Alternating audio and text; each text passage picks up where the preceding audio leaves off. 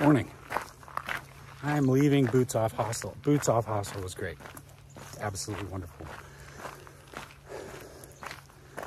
One of the things I recognize about a lot of these places is I think they're built to be more useful in the warmer months. So, you know, for instance, this place has an outdoor shower, and I was very lucky that it was warm enough yesterday to take an outdoor shower, which was really cool the way they did it.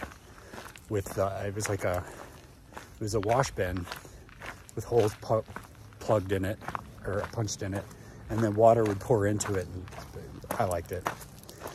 Yeah, I had the purple bunk, which was, you know, purple's the color of this trip for Pooh Bear. My mood is good.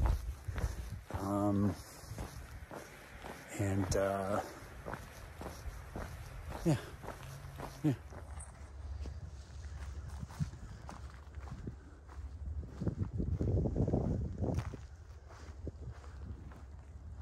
Oh, Pooh Bear, we are coming here.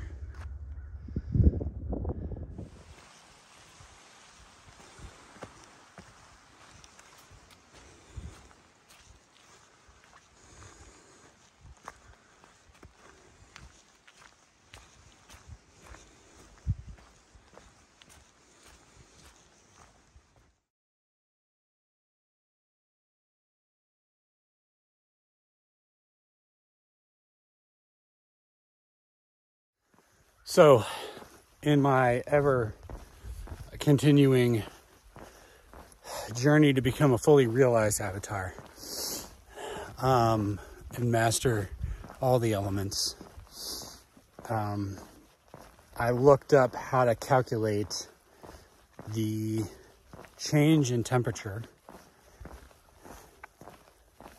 based on altitude. Because what I'm learning is the atweather.org, they take into consideration altitude because they're trying to give you the weather for that specific shelter at a specific altitude. But and I don't think the Garmin does it either. I don't think the Garmin, I got to look it up, but I really don't believe the Garmin takes into consideration altitude. I think it's going off of something similar to, it's dark sky is what it's called. I'll look a little bit more into it. But I just took a picture, and you could see at the top elevations how they're still frozen up there. So the quick and dirty is for every 1,000 feet, you subtract 3.5. So from what I understand, if you take a weather report, you try to figure out where that weather report came from, what town it is, what elevation they're already at, and then where you're going to be, the difference, and then for every 1,000 feet, you subtract 3.5 degrees Fahrenheit. If you wanted to do Celsius, it would be 1.2 degrees for every 1,000 feet, which doesn't make sense, right? Because it's 1.8 degrees Fahrenheit for every 1 degree Celsius. I might have to delete this. I'll look it up, but I'm pretty sure. Yeah, I knew it was wrong. I did the math and it came out to like 1.94 or something. Repeating degrees Celsius per 1,000 feet. And I checked another one and they said basically 2. So that makes more sense. So 3.5, if 3.5 is accurate, I'm trusting the internet here. So 3.5 per 1,000 feet, and then it's 1 degree Celsius per 100 meters. I just switched my phone back to Fahrenheit because I don't do meters yet. I'll work on that after this trip.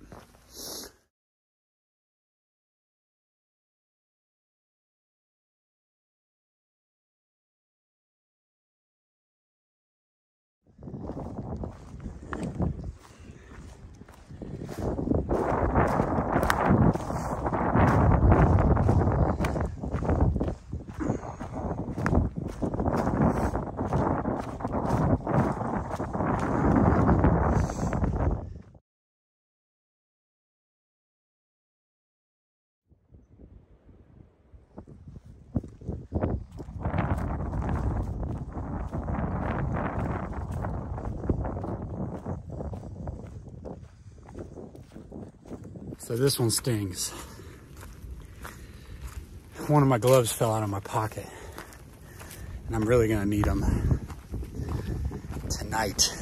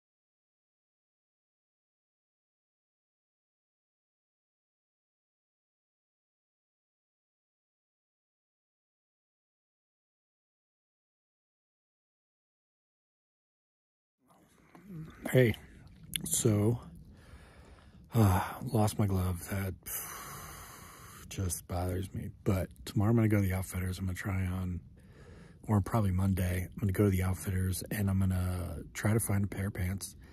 I think I was talking to the only other person at this shelter tonight, which is Fortune, and he was saying that what I'm looking for is probably Patagonia. I don't want a belt, but I want pockets that'll zip up. So this is gonna make tomorrow a little difficult, but I do have the hand warmers that Fresh Grounds gave me. So if I don't need to use them tonight to warm up, then I'll use those in the morning, put them in my pocket, and they should last me till I get to Damascus. The temperatures are not supposed to get above freezing in Damascus. So I'm about 18 miles from Damascus. So I was trying to do the little tricky trick. Damascus is at 1927, I think. And then where we are now is, I don't remember what exactly it was, but it was just over 4,000. So I think it came to like 1 point or 2 point. So I took the difference and divided it by 1,000, which came out to 2.1 something. But I think if you, you know, round it, it was like 2.2. And then multiplied that by 3.5. I think in the morning it's supposed to get down to 17 degrees in Damascus. And with the math I'm looking at, basically where we are now should be just below 10 degrees. Yeah. So I've got my mat in here. I got my my sleeping pad, my Z-Lite. I'm bundled up, doing the best I can. It's one night, and I'm pretty sure I'm not gonna die. So I might be uncomfortable, but I think I'll be okay. This top quilt really rocks, and with the pad underneath me, I think I'm gonna be all right. I have some extra socks in here just to keep those warm, so I can put those on my hands in the morning as makeshift gloves. As far as my body, I'm definitely going to take a 0 in Damascus. I know I've been taking it easy, but I think my body's telling me I need to take it easy. It's hard to do self-care at a lot of these places. Like, you know, the bunk room that I was in last night was super small. There was nowhere where I would have been able to stretch. And, you know, when it's cold, trying to stretch and do stuff at a shelter, or when somebody's trying to go to sleep, is not a good look. So I'm really hoping that I get, you know, a good tomorrow night, you know, do some self-care. Monday morning, do some self-care, and Monday evening, do some self-care, drink a lot of water, and really love my body, because I feel like my shin is just giving me messages. It's not killing me. It's not hurting all day. It's not causing me to limp or anything like that, but I'm really listening, because this is important to me, and I'm not, I see a lot of people getting injured around me, and well, to the best of my ability, to the best of what I can control, I'm going to do the best that I can to hopefully stave off any kind of injury. And that means resting. So I'm putting in good miles. I can kill a day in Damascus, you know, get some videos done. And, yeah. So, yeah, I'm in a good mood. I can't wait to be in Virginia tomorrow. So, it just means I'm one step closer to my baby. All right. Well, I'm going to go and try to keep warm. Good night.